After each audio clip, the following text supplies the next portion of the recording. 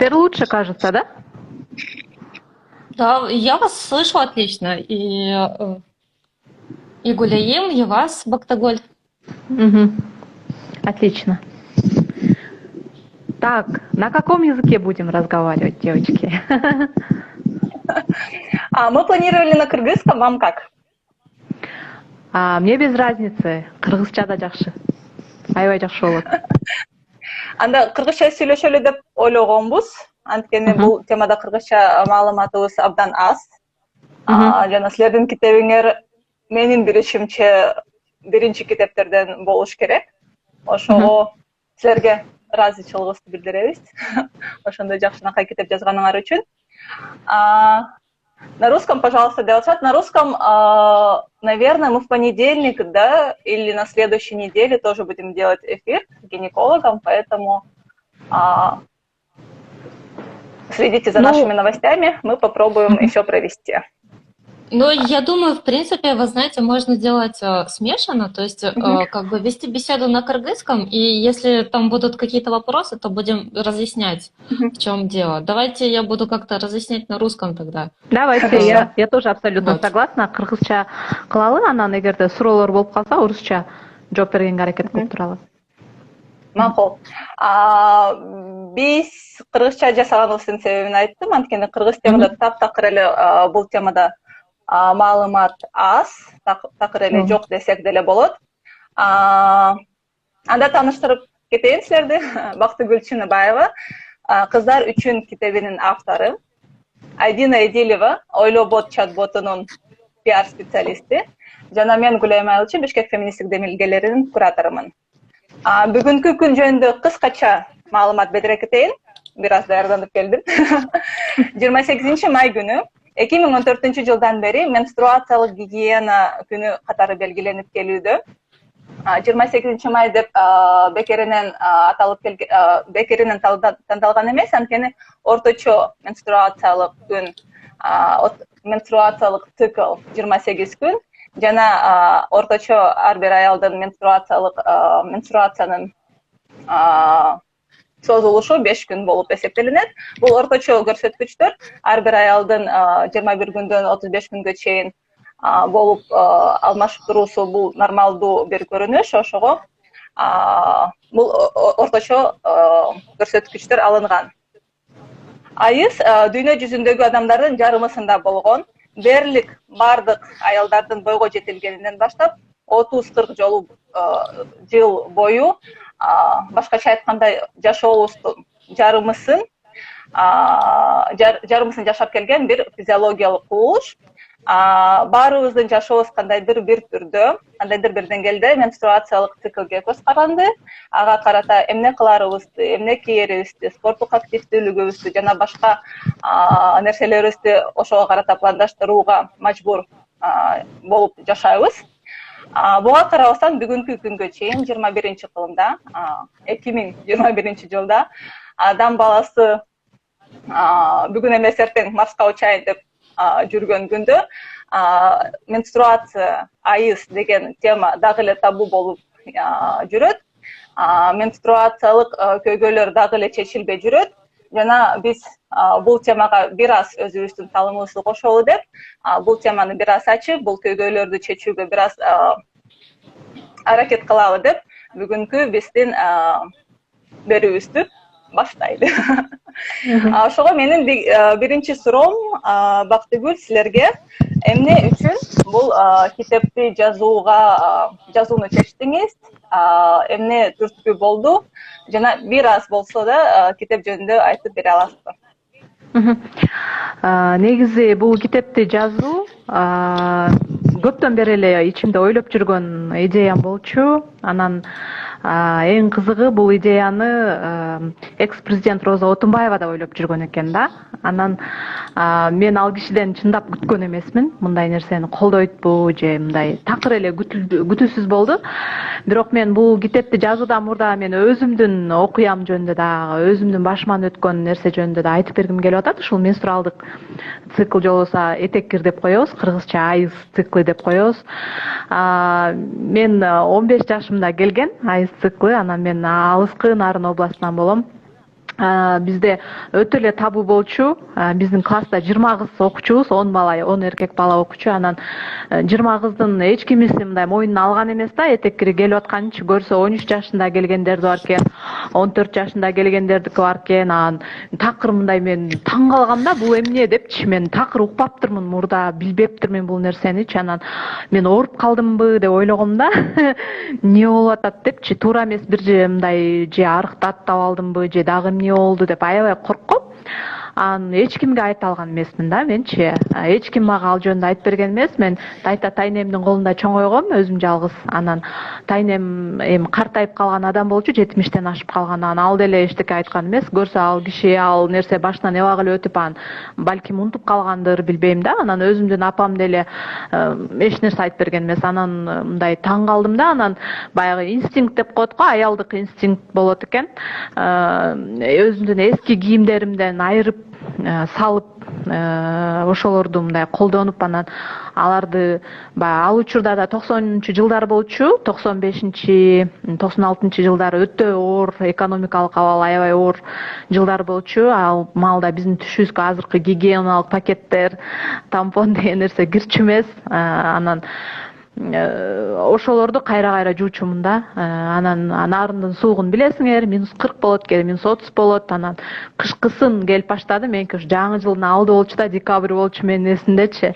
Анан аны кургатыш тозок болду да, мага каякка жаярымды билбейм да. Ал жуусам дагы ал кетпейт, ал канча мындай тактар калып калат, мындай болчу. Анан же болбосо барып туалетке барып мындай жуунайын десем дагы жууна албайм да, себеби эшик суук, үйдүн ичинде туалет жок. Анан эмне кылам, анан баягы бизде бир айылда бир эле мончо болот, ага бара албайсың дегендейчи. Анан ушундай дискомфорттордун баарын сезгем. Бир кызыктай жыт чыгып баштайт экен да, эгер чүпөрөктү салып жүрсөчү. Бир кызыктай мындай кандын жыты баары бир жыттанат экен да. Анан өзүмдөн өзүм жиркенип, мындай аябай жаман болгом да, эмне кыларымды билбейчи. Анан 5 күндөн кийин ал өтүп кетти.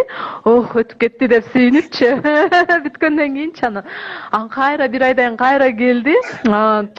Эмне болом депчи. Таң калып эле анан тиги классташ кыздарыман сурап баштадым да. Мен өзүм негизи ачык адаммын да. Ушундай болуп атат десем, алар ха деп каткырышып мени шылдыңдашып, биздики давно эле болгон андай депчи. деп анан айтып койбойт белеңер мага деле депчи. Анан кызыгып анан сурап, эмне кыласыңар силер, кандай кыласыңар десем, алар деле мендей эле экен да. Элестеткиле 20 кызбыз класста.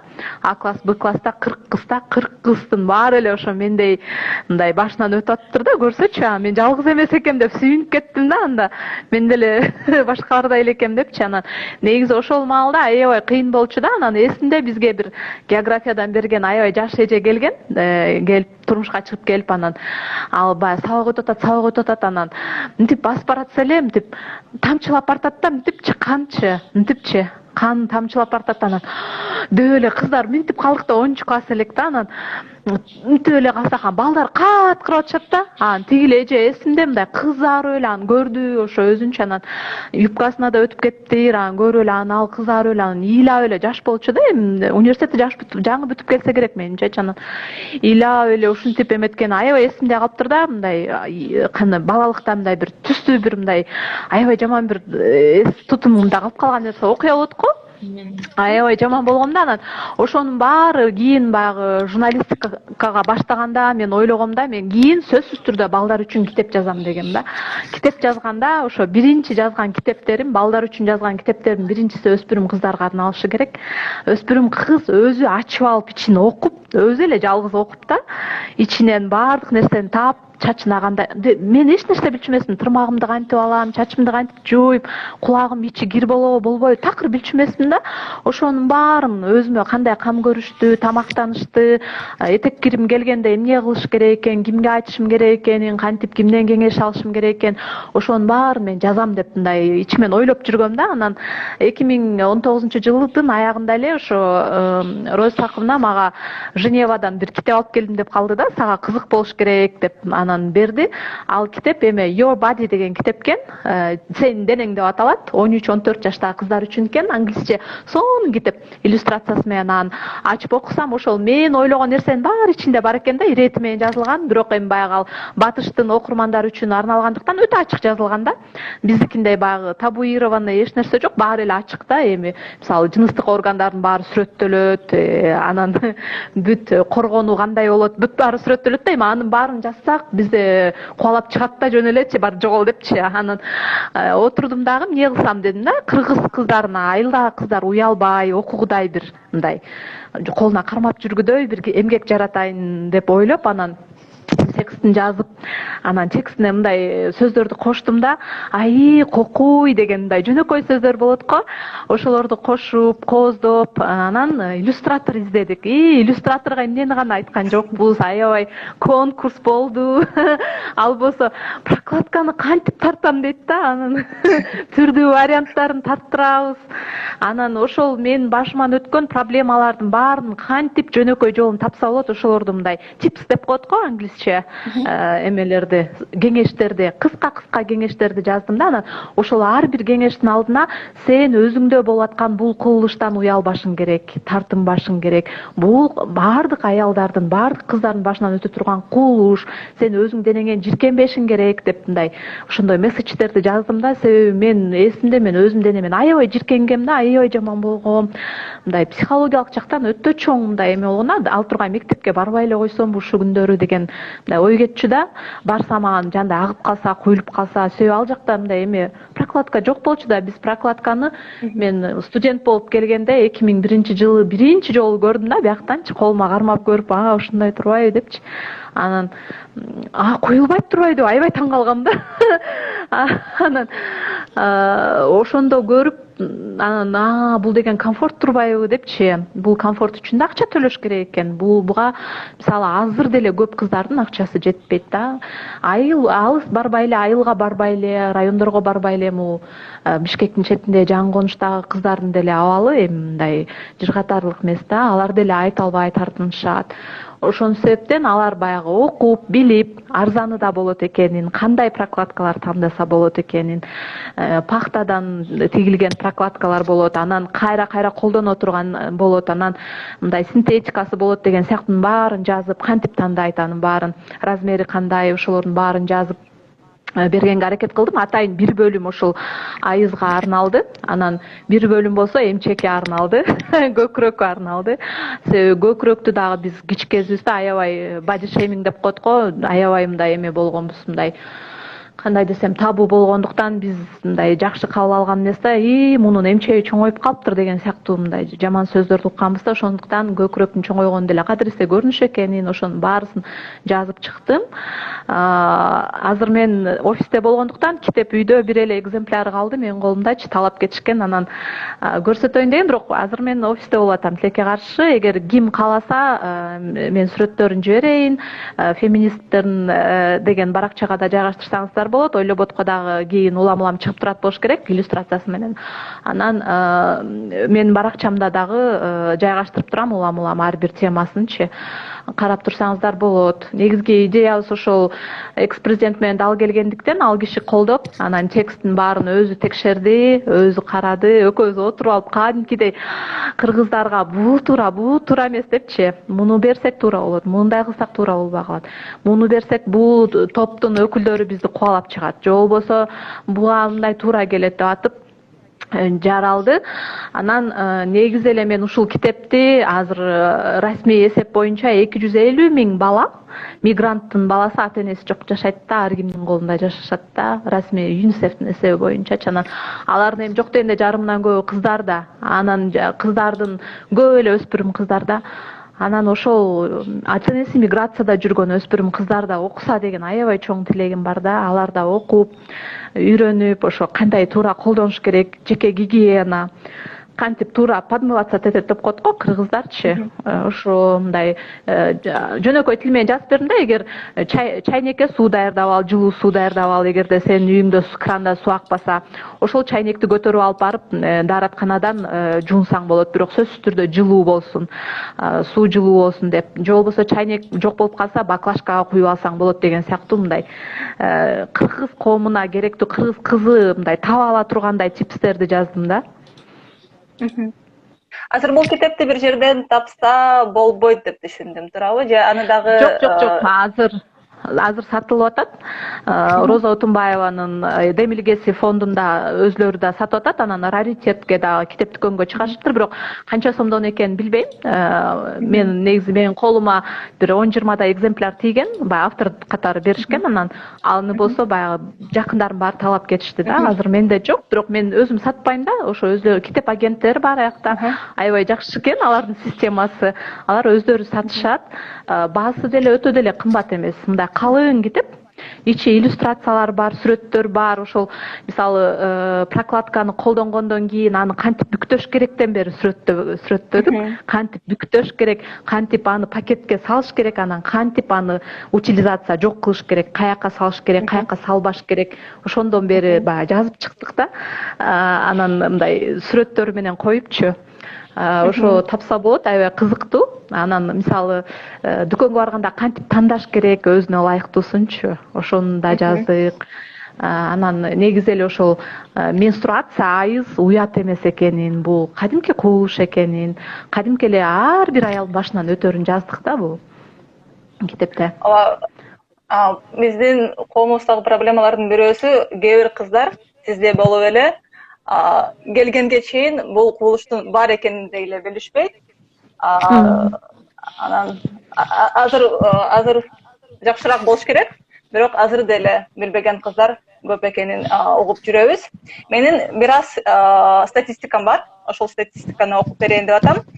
ЮНИСЕФ жана Дүйнөлүк саламаттык уюмунун 2015-жылдагы отчетуна ылайык кеминде 500 миллион аялдын менструациялык күндөрүндө гигиенасын сакташ үчүн минималдык шарттары жок экендигин билдирилди.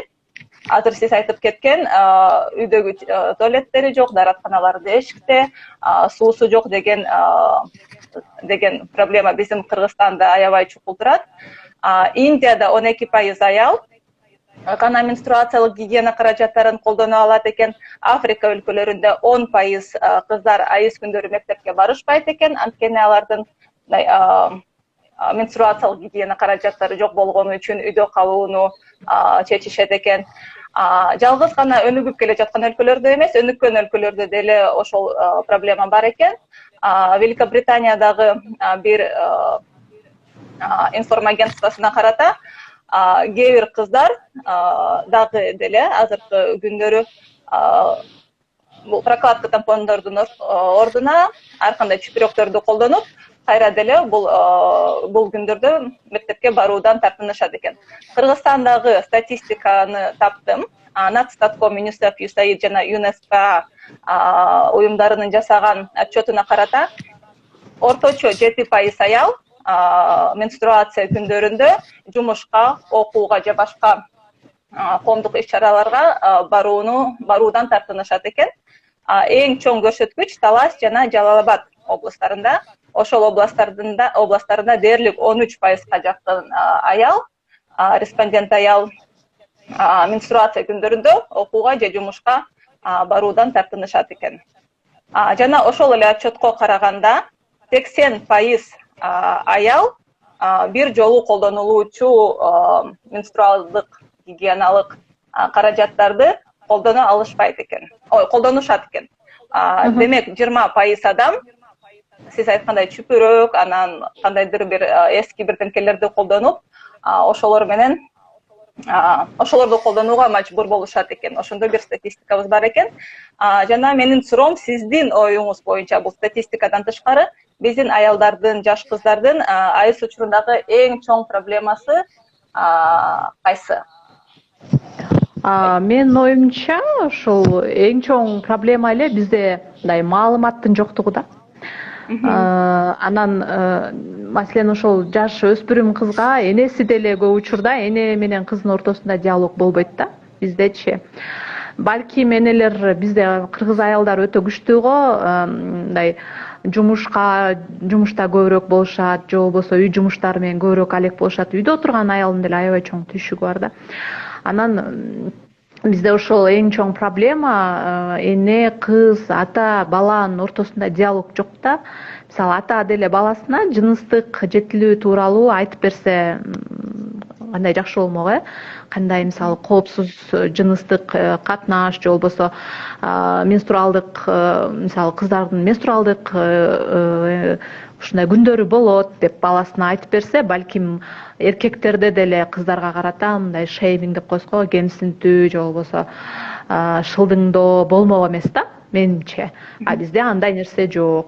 Бизде бир менструацияны же болбосо айызды бир уят нерсе катары кабылдаган чоң бир стигматизация бар да. Анан ошол нерсени мисалы айтып чыккан киши дагы мындай сен эмне батыштын же болбосо дагы башка бирөөнүн көз карашын эметип бузукуланып атасың дейт да. Бирок чындыгында келгенде бул баягы жеке гигиена экенин, андан аялдын же болбосо болочок эненин репродуктивдик төрөт саламаттыгы ошол нерсеге мындай көз каранды экенин мындай түшүндүрүп, жөнөкөй тил менен түшүндүрүп берген эксперттик, адистик пикирлер жок да. Мисалы инфлюенсерлер деп коебуз го, таасирдүү адамдар деле, таасирдүү ырчылар же болбосо блогерлер деле чыгып, бул кадимки эле нерсе, бул учурда мындай кылыш керек деген сыяктуу кыска роликтер болсо, маалыматтык кампаниялар болсо, балким кыздарыбыз үчүн дагы бир аз жеңилирээк болмок да. Себеби азыркы экономикалык шартта эгерде мындай эсептеп көрсөк, азыр ошол прокладкалардын арзаны да бар, кымбаты да бар. Мындай кандай десем, мурдагы биздин учурдагыдай эмес. Мурда биздин учурда Always деген бир эле түрү бар болчу, анан ал да кымбат болчу да. Анан биздин учурдагыдай эмес, мындай доступный, мындай алганга мүмкүн болуп калды да. Жок дегенде айына бир жолу кызына 200 сом бөлгөнгө ата эненин бир кудурети жетсе керек да, эгерде диалог болсочу, туура диалог болсо. Себеби жана жогоруда статистика чын эле коркунучтуу. Баягы эски чүпөрөктөрдү колдонуудан аябай көп мындай ден соолукка зыян нерселер келип чыгат экен да. Маселен, жөнөкөй герпес вирусу деген бар да, адамда боло турган. Ошол герпес вирусу күчөйт экен. Ал бара баргандай гинекологиялык ооруларга жол ачат экен да. Мен кийин окусам, ошол муздак, кургабаган, нымдуу тряпкалар, нымдуу чүпөрөктөр же болбосо муздак суу менен чайкануу мындай аялдын саламаттыгына өтө чоң зыян алып келет экен да. Бизде азыр мисалы мен ошол Азаттык радиосунда Сергек жашоо деген берүүм бар. 10 мүнөттүк берүү апта сайын чыгат. Анда мен көбүнчөсүн аялдардын саламаттыгына аябай көп көңүл бурам да. Анан ошондо мындай изилдөөлөрдү карап көрсөм, анан мындай барсам, аялдардын саламаттыгы жөнүндө материалдарды жасасам, ушу больницаларда очередке туруп аткан деле аялдар да, ооруп аткан, рак ооруларына чалдып аткан көп аялдар да. Балким эркектер диагностикага көп барбайт, бирок ошентсе дагы аялдардыкы мындай оорулары өтө оор, мындай дарттарга чалдыгып аткандар да. Анан анын көбү ошо жатынга байланыштуу, ошо жыныс органдарына байланыштуу оорулар да. Мисалы жатын моюнчасынын рагы деген коркунучтуу диагноз бар. Ошол биринчи орунда туруп атат азырчы аялдар арасындагы рак ооруларынын ичиненчи. Көкүрөк рагы экөө мындай кошо келип атат да. Анан ушул нерселердин баары баягы учурунда өспүрүм кезде, баягы биринчи башталып атканда, мисалы айыз цикли башталып атканда туура эмес гигиена болгон үчүн, жетишсиз болгон үчүн болуп атат да. Ушул нерсени баягы жөнөкөй тил менен элге жеткирген ыкмалар жок болуп атат биздечи. Биз баягы кээде аябай агрессивдүү баштап коюп атабыз. Мисалы бул нерсе баягы бул жасай турган нерсенин баарын эле феминисттер жасап атат дегендей бир стереотипти калыптандырып коюп атабыз да. Бирок чын-чынына келгенде бул маселе аябай мындай орчундуу экенин, жеке эле коомдун баягы бир эле катмары эмес, баардык катмарына маанилүү экенин мындай кандай десем, досуна айтып бергендей, же болбосо кызына айтып бергендей энелерибиз аз болуп атат тилекке каршычы. Ушул нерсени мындай, ушул барьерди жеңсек, тоскоолдукту жеңсек, балким кыздардын ошол айыз циклине байланыштуу, айызга байланыштуу проблемалар дагы аз аздан чечилмек деген ойдомун да. Анан көбүрөөк баягы ушул багытта талкуулар болсо, кыздардын өзлөрүнүн пикирлерин уксак, статистикалык кандайдыр бир эсептөөлөр, иликтөөлөр болсо да.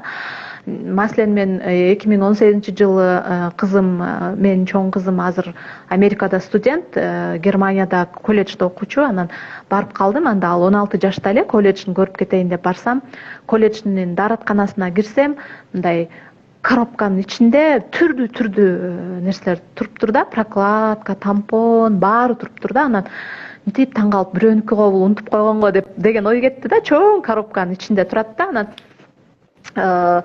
эмне кылсам деп анан карап турам да, анан кызым айтып атпайбы, сизге керек эмес беле депчи. Анан жок, меники бар десем, жок, бул бекер, алып алыңыз, бияктын сапаты жакшы, Германиянын прокладкаларынын сапаты жакшы, тампонунан да алып алыңыз, прокладкасынан да алып алыңыз деп мынтип уштап менин сумкама салып атпайбы.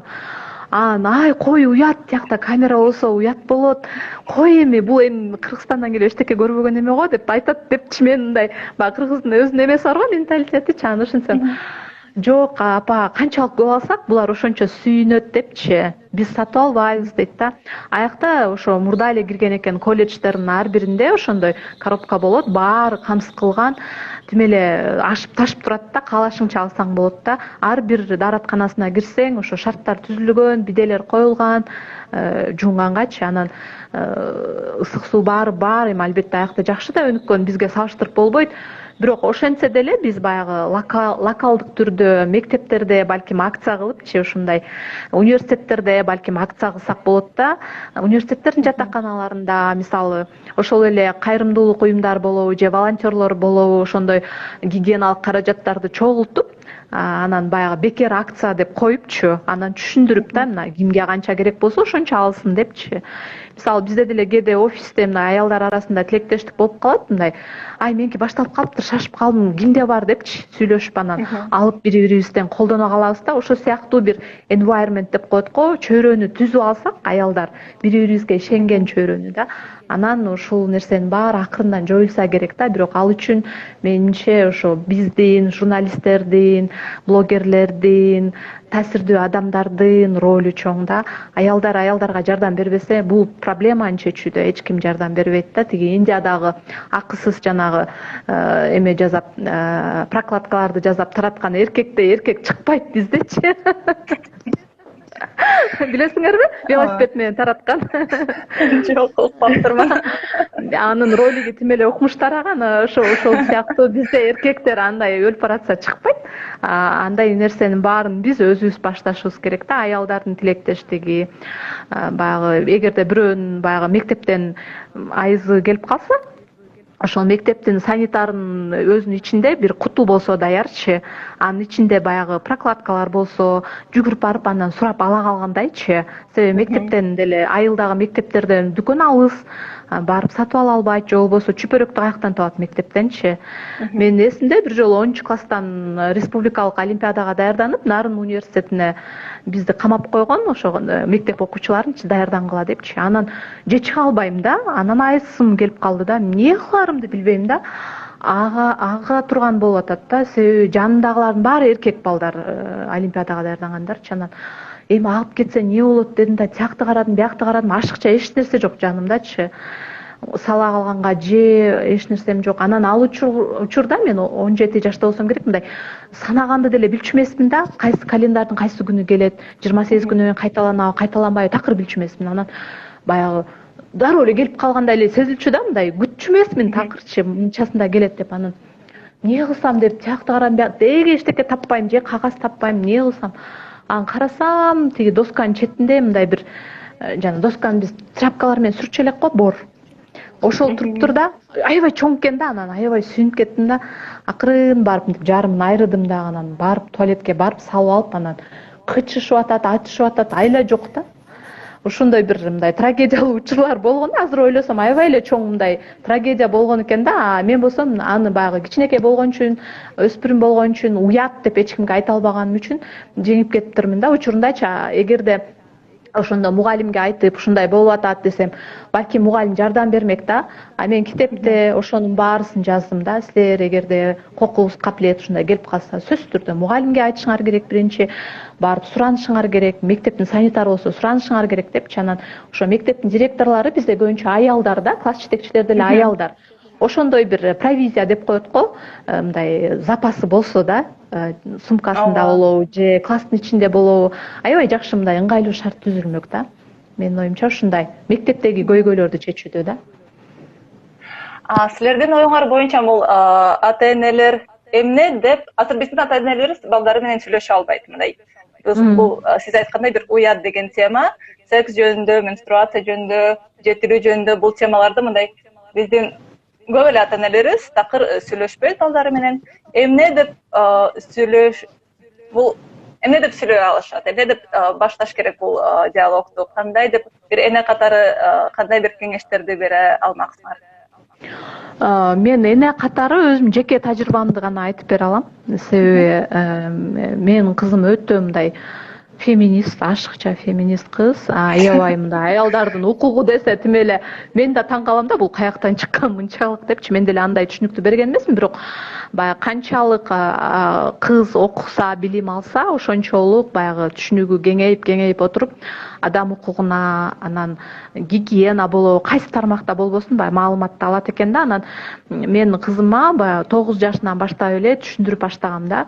Сен денең эркек балдардын денесине башкача өнүгөт. Психологияң дагы башкача болушу толук мүмкүн. Же балким сен андан ашыкча болушу мүмкүн, сенин акыл жөндөмдөрүң же болбосо кем да болушу мүмкүн. Мындан эч тартынбаш керек деп акырындан түшүндүрүп, 9 жашында анын этек кири келбейт да баары бир делечи. Бирок ошол жөнөкөй эле жанагы жуунган гигиенаны үйрөтүп, акырынданчы мына моларды мындай кылып күнүгө турсаң да алмаштырышың керек. Турсаң таза болуп турушу керек дайыма. Жыт чыкпашы керек. Эгер кандайдыр бир жыт же сары бир нерсе пайда болсо, сөзсүз мага айт. Бул деген бир кандайдыр бир оорунун белгиси депчи.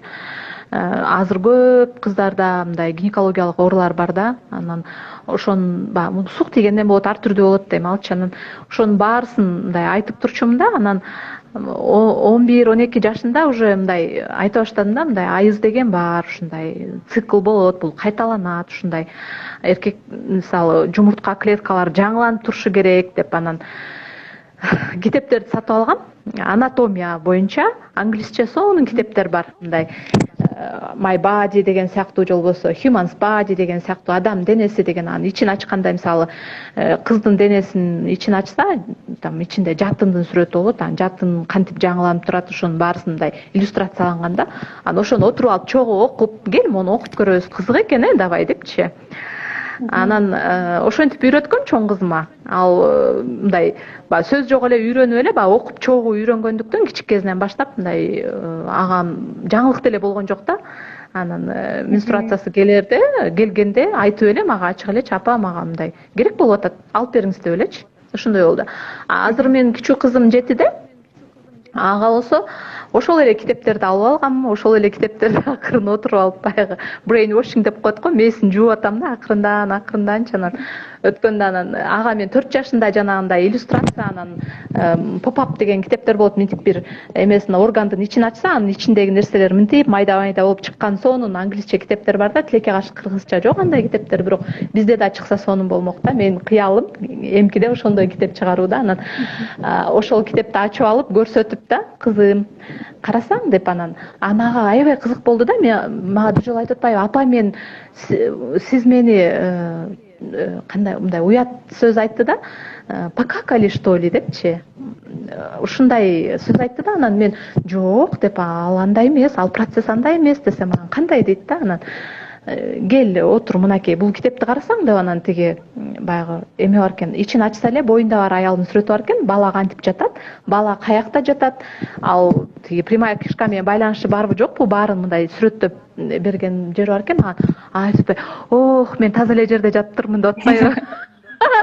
Ушул сыяктуу баягы жөнөкөй эле бир нерселер менен кичинекей азыр орусча китептер аябай көп, интернет ресурстарын колдонгондо деле, мисалы YouTube'да дагы көп роликтер бар ушуга байланыштуу, кичинекей кыздар үчүн, кичинекей балдар үчүнчү. Ошолорду көрсөтсө, мисалы YouTube'дан уруш талашан тиги туура эмес видеолорду көрбөй эле ошондой взбивать этип эмеге поисккечи азырчы, эгер китеп алганга мүмкүнчүлүгү жок болсо, ар бир ата эненин колунда смартфон бар, баласында смартфон бар. YouTube'дан ошондой кичинекей чакан роликтерди көрсөтүпчү, как появляются дети же болбосо ушундайчы. Ушул сыяктуу нерселерди көрсөтсө, что такое менструация дегендер бар да, орусча эми тилекке каршы мен ойлойм ошо кыргызча контент аябай аксап атат да бул багыттачы. Негизи кыска роликтер болсо ушундай, мисалы бала кантип жаралат же болбосо менструация кантип келет же болбосо эркектин организми кантип чоңойот, аялдыкы кантип чоңойот деген сыяктуучу. 9 ай кантип өтөт, баланын 9 ай, анан мисалы 1 жылдын ичинде 2 жолу төрөсөм эмне болот деген сыяктуу темалар мындай нарасып кетмек да, YouTube'га койсочу ушундай бир роликтерди, кандай түшүндүрмөлөрдүчү. Тилекке каршы биз кыргыз журналистикасындагылар өтө ушул жагынан аксап атабыз да. Ушундай жол менен түшүндүргөм да, мен жеке өзүмдүн тажрыйбам ушундай болгон. Рахмат. Биз дагы ошол маалыматтын жетишсиздигин көрүп, азыр өзүбүздүн долбоорубузду баштадык ойлобот. Бул 14-18 жаштагы өспүрүм балдар, кыздар үчүн жетилүү жөнүндө, бул менструация, секс, психологиялык жетилүү жана башка суроолорго жооп берген бир интерактивдүү чат-бот. Ал кыргызча болот. Биздин кыргызча Кыргызстанда айылдарда, региондордо китепке жете албаган же орусча, англисче жакшы билбеген жаштар үчүн мындай жакшы бир жардам болот деген ишеничтебиз. Ошого бүгүнкү бул эфирге Ойлоботтун аккаунтун дагы чакырдык. Бүгүн биздин эфирге кошулган кишилердин баарын ошол Ойлоботтун аккаунтун дагы фоллоу кылып койсоңор кубанычта болобуз. Биздин бул жерде суроолорду көрбөй атам, баардыгы жөн эле салам берип атышат, анан суроолорду көргөн жокмун. Эгерде бирөөлөрдө суроо болсо, Один молодой человек перепутал менструацию с мастурбацией и спросил, полезно ли менструировать. По поводу мастурбации мы сможем вам рассказать, наверное, попозже. Я думаю, что мы тоже можем организовать такой эфир. Полезно ли менструировать? У нас нет, к сожалению, выбора, а мы вынуждены это делать большую часть нашей жизни. И об этом сегодня был наш эфир. В принципе, у нас тогда больше нет вопросов. Бактыгүл, силерге чоң рахмат, абдан кызыктуу бир эфир болду. Рахмат силерге чакырганыңарга. Биз силердин китебиңерди табабыз. Мен жакынкы күндөрү раритетке барып тапканга аракет кылам, анткени сүрөттөрүн көрдүм, абдан кызыктуу көрүндү. Менин да кичинекей кызым бар. Ага бул китеп кызыктуу болот деп ойлойм. Силерге келгениңерге чоң рахмат. Рахмат.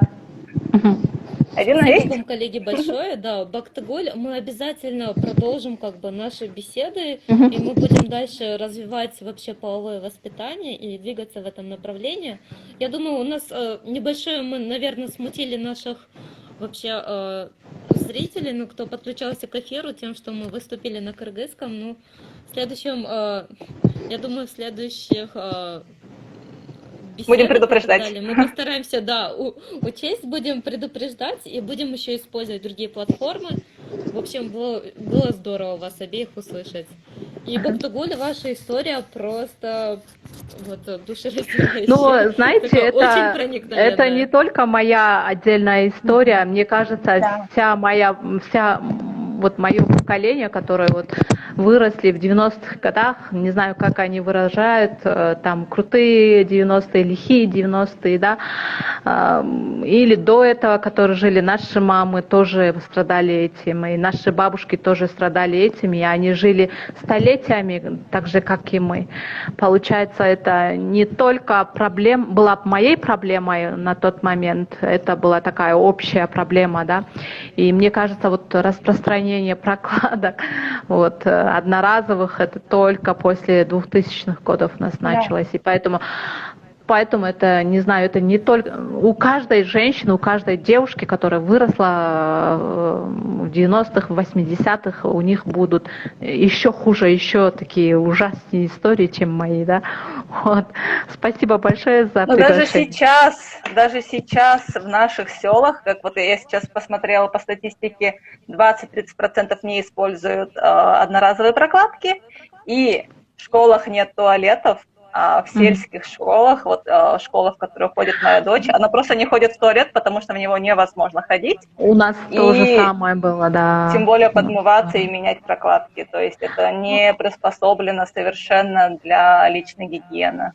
И у многих у нас как бы нет домашних туалетов. Да. Вы знаете, Гуляй... нас спрашивает, я извиняюсь, название вашей книги.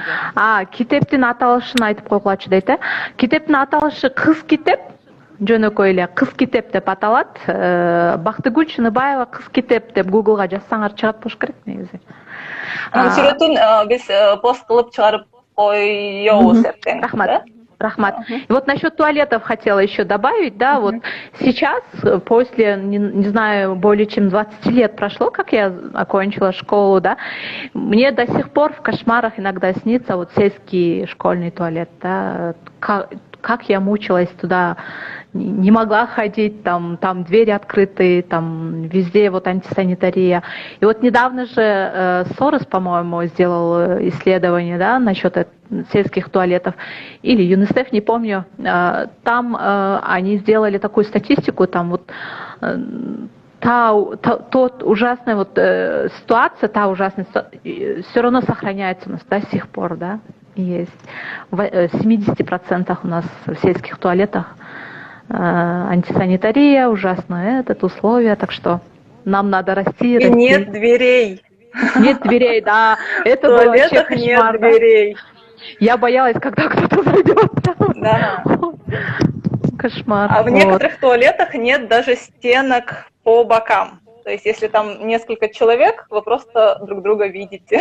И это очень это было как-то обычно для нас, потому что вот дырки, и нету, да, боков. И мы все вот толпой заходили, 5 или там 10 девушек, и там сидели, разговаривали, ну как-то, и кто-то сторожил там, да, вот был какой-то ритуал такой, да, и я вот сейчас вспоминаю, и так ужасно, а моя дочка сейчас так не сможет, она просто, она хочет как бы свое пространство, там изоляцию хочет, да. Ну да, до сих пор девочки ходят в туалет вот в сельских школах, и они просят посторожить. И у них даже, там вот моя дочь рассказывала какое-то расписание, на какой-то перемене ходят старшие, на какой-то перемене ходят младшие. И они бегают на улицу, а там 5 минут перемена, и все не успевают, потому что им нужно успеть вернуться на урок, а там, если по очереди заходят и друг друга сторожат, естественно, это намного больше времени уходит. Да, туалет – это отдельная проблема. Но можно решить, очень легко можно решить. По-моему, какой-то активист начал уже решение, да, этих туалетов, он начал строить какие-то биотуалеты. Я не помню, кто это был, кажется, Тохторазиев или но все равно можно решить такими простыми путями, не знаю, просто там не нужны такие большие средства, да. Родители могут там скинуться или объяснить родителям, что их детям нужны условия, санитарные условия, да, просто примитивно объяснить, что вот такие заболевания будут, если вот это все не сделать правильно, да. И классные руководители, чтобы они имели в виду, что девочки хотят в туалет, там что-то, какой-то, не знаю, режим или какой-то, не знаю, создать для девочек, да, вот можно, особенно для старших классов. И для младших классов тоже это очень важно, потому что с 7 лет уже девочка формируется. Сейчас, тем более, дети очень быстро растут. У них месячные начинаются с 9 лет. Я вообще была в шоке, да, с 9-10 лет уже у некоторых девочек начинаются месячные, и они мучаются, бедные, особенно еще в селах, они даже сейчас даже мои племянницы, они мне не раскрываются, они не рассказывают. Хотя я автор книги, да, я им показываю эту книгу, я им дарю эту книгу, я говорю, ну прочитай мне одну страничку, как тебе, да? У тебя была такая проблема? А они такие молчат, такие уялып, чемите, айтқысы келбейді, беттері қызарып, депче, ой, нет, депче. Ну, это просто надо, не знаю, мне общество надо поменять, чтобы мы, старшие, понимали это, потому что это большая, огромная проблема. Да. Спасибо вам большое. Разговорилась. Нет, мы, наверное, вас еще пригласим на русский эфир, чтобы вы все то же самое нам еще раз рассказали. Как-нибудь договоримся. Спасибо большое, было очень-очень интересно. Мы очень рады, вам что вы тоже согласились. Спасибо, до свидания, я выхожу. До свидания, давайте, до свидания. До свидания всем. Так, как выйти? Вот тут нажимаем.